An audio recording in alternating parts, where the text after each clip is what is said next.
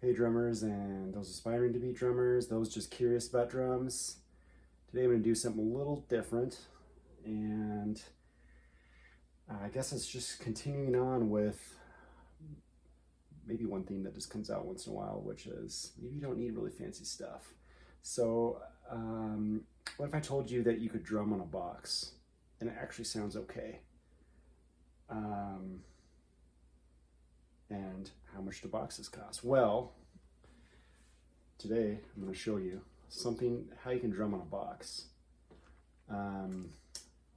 It's not going to break the bank.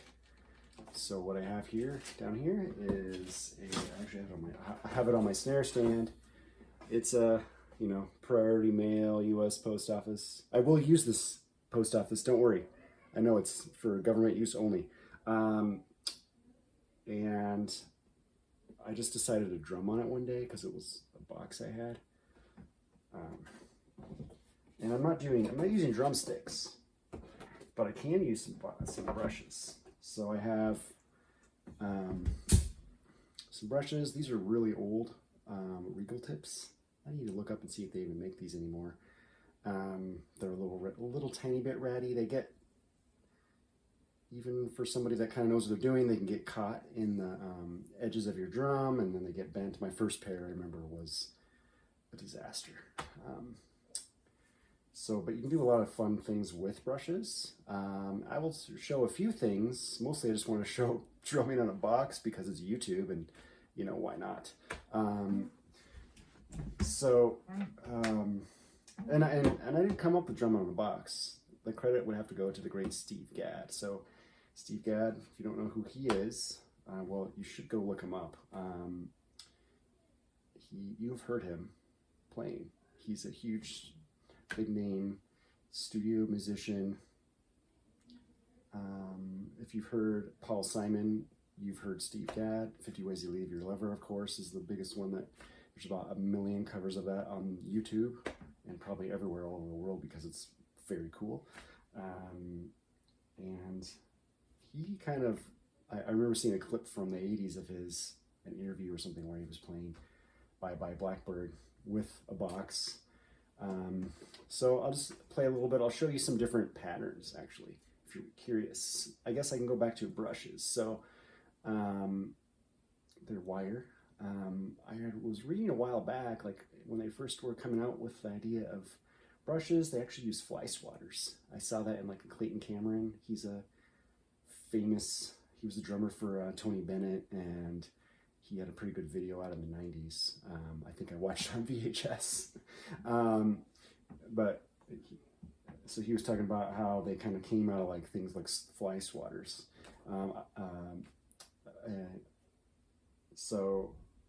Yeah, I'll play a little bit. So now they have these brushes. These ones actually, they'll retract. They get a little stiff. You can actually also play if I had real cymbals here, I can, drag them on the grooves and things. So I am not a huge brush guy. I wouldn't say. I mean, there's the famous people. There are all kinds of patterns of how to play brushes that you could possibly do on a snare drum. I don't use that many of them, if I'm honest. I get around well. People like what I was doing, but they don't, I'm not writing books about brushes. So I might see if I can remember to put a link to a John Riley book. He has some good things in there, some good patterns where he's drawing out the diagrams of, where you do all this, should you put your brushes and when. I remember I was already playing brushes for a while, and I had a new teacher, and he gave me 3 rules for brushes. The first rule was that the brushes stay low on their heads, so that you get the full effect. If you're up here, you're not getting as much of the sweep. I guess you can kind of do that maybe. If you're down here, you really get it. And the second is that his rule was your right and left hands are doing the opposite, are moving in opposite directions. And then his third rule was that there are no rules. I still have that notebook somewhere, and I saw it recently. It was cracking up. So I have probably maybe 2 or 3 patterns that I go to. First up might be a medium tempo jazz swing sort of thing. So you've got your left hand. Now I'm using traditional grip. You don't have to use traditional grip, but I've really come to comfortable with that. You don't have to. I think it does, for me, allows me to do a few more things, which I can get into here in a bit. So your left hand is what I like to call stirring the soup. Maybe other people call that too.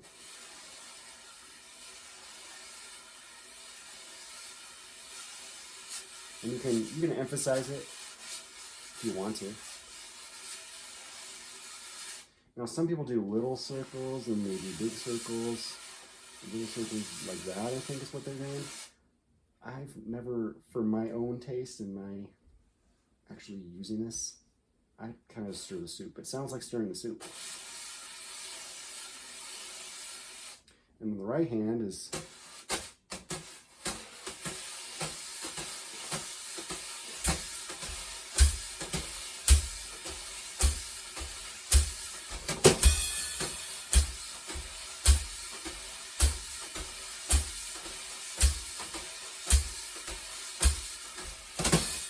you can see him doing little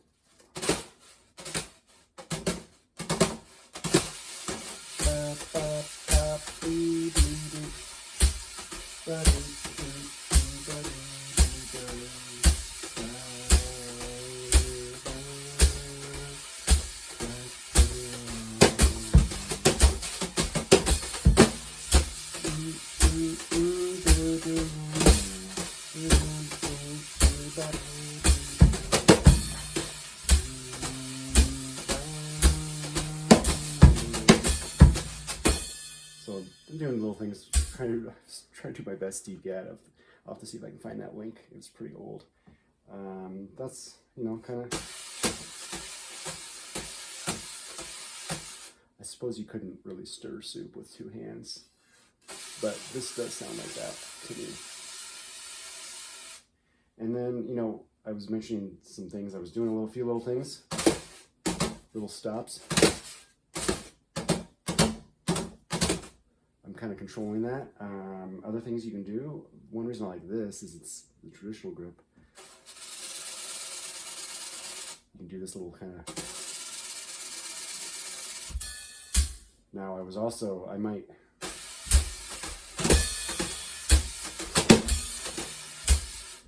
Another technique on the hi-hats that would kind of connect with this.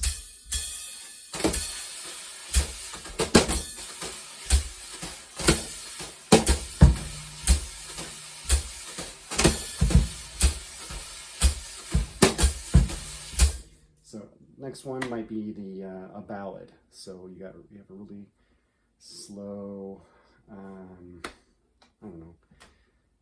Here's that rainy day. And there's a couple different ways you could do it. You could do do do do do do do do do do do. I don't know. I just thought of that just because you play that in school. A lot of people play it in school. So you could go like this.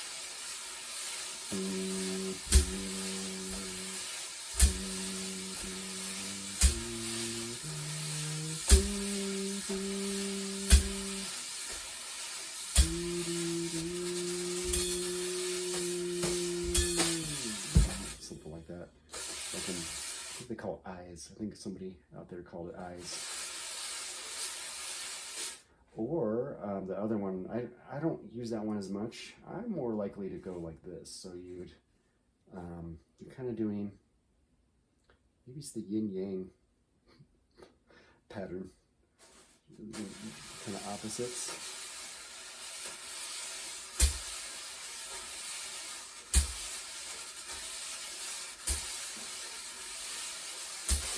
You can get it real low. And you can also, if it's a swing, kind of more of a swing and not a straight pattern.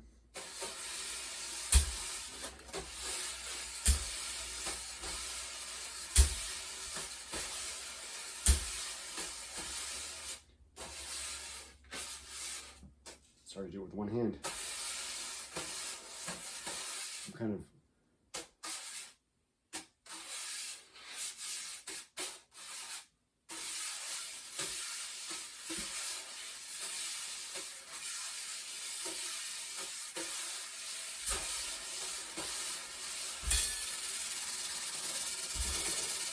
something like that. I mean, of course, I'm playing on a box, but so those are like the few patterns that I really play all that much, if I'm being honest. I mean, you can get into fast tempo swing. In my experience, I guess I hadn't had to do that. But you might be like this.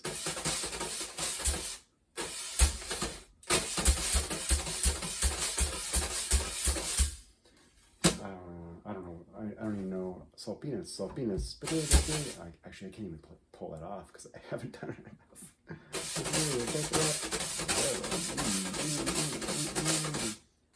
I'm gonna have to link also to a friend of mine, a guy that I had met, who has a drum. He has a whole course you can go take, and he has a whole brush mastery course. I've not seen it, but I'm sure it's good because I've seen some of his other stuff.